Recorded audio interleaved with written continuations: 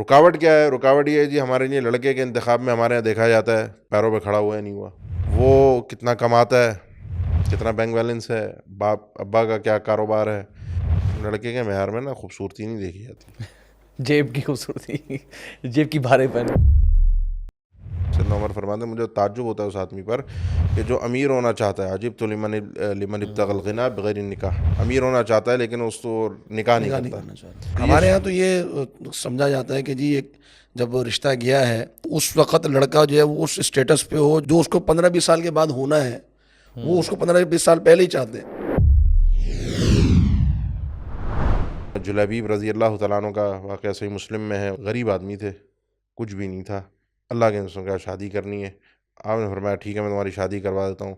انصاری کے گھر پیغام بھجوایا، کھاتے پیتے لوگ تھے، پہنچے وہاں پر، ان سے بات کی، ان کے والد کو بتایا، والد محفل سے اٹھ کر گئے بچی کی والدہ سے بات کی جائے، گھر پہنچے والدہ سے کہا، والدہ نے کہا کیسے ہو سکتا ہے،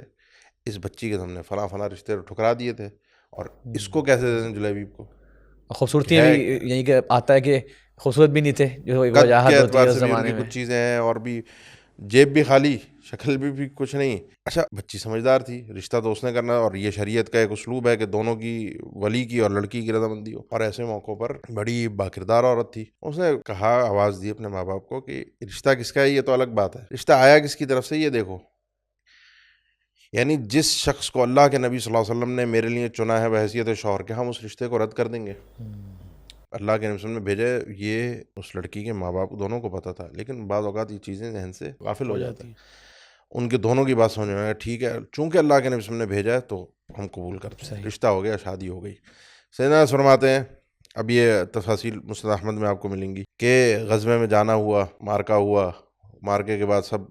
تلاش جاری تھی، زخمیوں کی، زندوں کی، شہداء کی، آپ نے صحابہ سے پوچھا کس کو ڈھونڈ رہے ہو، کس کو ڈھونڈ رہے ہو، پھر فرمایا میں جو ہے نا وہ جلیبیب کو ڈھونڈ رہا ہوں، تلاش کرو وہ کہاں ہے، پھر کہا آپ نے خود ہی کہا جا کے اس کو شہداء میں دیکھو، اطلاع آئی کہ جی بالکل وہ شہید ہو چکے ہیں۔ وہاں پہنچے تو 7 وہاں پر مشرکین گرے ہوئے تھے اور جلیبیب رضی اللہ تعالیٰ عنہ بھی شہید ہو چکے تھے۔ آپ نے فرمایا قتل 7 و قتلوہ، یعنی مارکا ہوا، اس نے 7 کو نپٹا دیا اور 7 نے اس کو بھی، ان کو بھی وار لگے اور یہ بھی شہید ہو گئے۔ آپ صلی اللہ علیہ وسلم نے محبت سے، صحابی فرماتے ہیں، اس شخص کو اٹھا کر اپنے گود میں اس کا اپنا سر رکھا اور فرمایا اس کے ابھی قبر کھودو، اور صحابی فرماتے ہیں اس آدمی کے لیے کوئی ٹیک نہیں تھی، کچھ نہیں تھا، صرف اللہ کے نبی صلی اللہ علیہ وسلم کی گود میں اس شخص کا سر رکھا ہوا تھا، وہیں آپ نے تدفین کی، ان کی بیوی کو پتہ چلا۔ بہرحال بات مزے کی کیا ہے، سیدنا انس فرماتے ہیں کہ میں نے انصار میں پورے مدینہ کے اندر کوئی بیوہ عورت اتنی امیر نہیں دیکھی جتنی یہ عورت بیوہ امیر تھی، اور جتنے اس عورت کے پھر رشتے آئے اتنے کسی اور بیوہ عورت کے میں نے آتے ہوئے نہیں دیکھے۔ تو یہ معیار ہے شریعت کا۔ رکاوٹ کیا ہے؟ رکاوٹ یہ ہے جی ہمارے لیے لڑکے کے انتخاب میں ہمارے یہاں دیکھا جاتا ہے پیروں پہ کھڑا ہوا ہے نہیں ہوا، پیروں پہ تو کھڑا ہوا ہے وہ، بہرحال وہ پیروں پہ کھڑا ہوا ہے نہیں ہوا، وہ کتنا کماتا ہے، کتنا بینک بیلنس ہے، باپ ابا کا کیا کاروبار ہے، وہ اس کا زیادہ تر، میں گھر اپنا ہے نہیں ہے، لڑکے کے معیار میں نا خوبصورتی نہیں دیکھی جاتی، جیب کی خوبصورتی، جیب کی بھارے پن، جیب کیسی ہے، اور ویسے ہی پھر اس کو رشتہ ملتا ہے، ویسی جگہوں پہ وہ جاتا ہے۔ اچھا اس میں سے ایک بات عموماً ذکر کی جاتی ہے کہ جی لڑکا جو ہے وہ لڑکی کا کفو ہونا چاہیے، تو کفو کی ایک شرط جو ہے وہ ذکر کی جاتی ہے، تو اس میں یہ کہہ دیا جاتا ہے کہ جی وہ برابر کا ہو، ہم پلہ ہو کم از کم، تو اس حد تک تو میرا خیال ہے درست ہے شیخ کہ صاحب وہ ہم پلہ کفو، یہ اگر شرعی ہے، فقہی نقطہ نگاہ سے اگر آپ اس مسئلے کو دیکھتے ہیں نا، تو اہل علم نے اس پہ امام مالک نے، ابن القیم نے اور بھی بہت سارے علماء نے اس مسئلے بہت تفصیل سے گفتگو کی ہے کہ کفا، اہل علم یعنی اگر آپ دیکھیں ان کے گفتگو میں، کلام میں، تو آپ کو یہ نظر آئے گا کہ کفا فی الدینی معتبر ہے شریعت میں، البتہ امام مالک کے کچھ الگ اس میں اقوال بھی ہیں اور بھی اہل علم کے اس میں ہیں، مسائل میں گفتگو ہے، یعنی برابری جو ہے نا وہ دین کے اعتبار سے ہو، یعنی مذہب میں ایک ہوں، باقی اگر آپ کسی چیز میں بات کرتے ہو، آگے مسئلہ تھا لڑکی کے مال، حسب و نسب اور ان چیزوں میں، بہتر ہے کہ ہو، رشتہ اچھا چلتا ہے، لیکن شرط نہیں ہے۔ آثار میں سیدنا عبداللہ ابن مسعود، سیدنا ابوبکر، سیدنا عمر ابن خطاب، ان تین کے ملتے جلتے آثار ہیں۔ سیدنا عمر فرماتے ہیں مجھے تعجب ہوتا ہے اس آدمی پر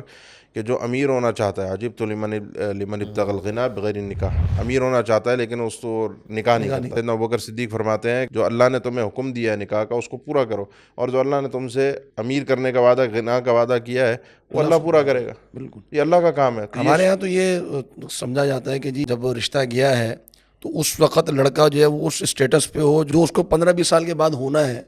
وہ اس کو 15-20 سال پہلے ہی چاہتے ہیں، اس کے پاس گھر بھی ہو، اس کے پاس گاڑی بھی ہو. اس میں شیخ ایک بات میں اور اضافہ کرنا چاہ رہا تھا، شیخ نے ماشاء اللہ کافی تفصیل سے بتایا اس میں، وہ یہ تھا شیخ کہ لڑکا جو ایک شرط عام طور پہ دیکھی جاتی ہے کہ بھائی کمانے والا ہونا چاہیے. ٹھیک ہے، ہم جانتے ہیں کہ پھر بھی جو اکثر لوگ ہمارے معاشرے میں جاب کرتے ہیں وغیرہ وغیرہ، پرائیویٹ سیکٹر میں جاب کرتے ہیں، کاروبار بھی جو کر رہے ہوتے ہیں، وہ آج کل کے پاکستان کے اندر کاروبار کے حالات سب کے سامنے ہوتے ہیں. کیا شیورٹی ہے کہ اس وقت مثال کے طور پہ وہ 1,00,000-1,50,000 کما رہا ہے اور شادی کے 6 مہینے بعد اس کی جاب ختم نہیں ہو سکتی؟ ہم بے شمار بے روزگاروں کی لائن دیکھ رہے ہیں آج کل کے سوسائٹی میں، روزانہ نظر آ رہا ہے ہمیں. آپ نے خالی اگر پیسہ دیکھ کے اس کا نکاح کر دیا، پھر 6 مہینے بعد کیا آپ اپنی بیٹی کو واپس لے سکتے ہیں؟ پھر کیا کریں گے آپ؟ تو پوائنٹ وہی ہے شیخ کہ اگر آپ اس کی اخلاق، اس کی کردار، اس کی شخصیت، اس کو دیکھتے نا،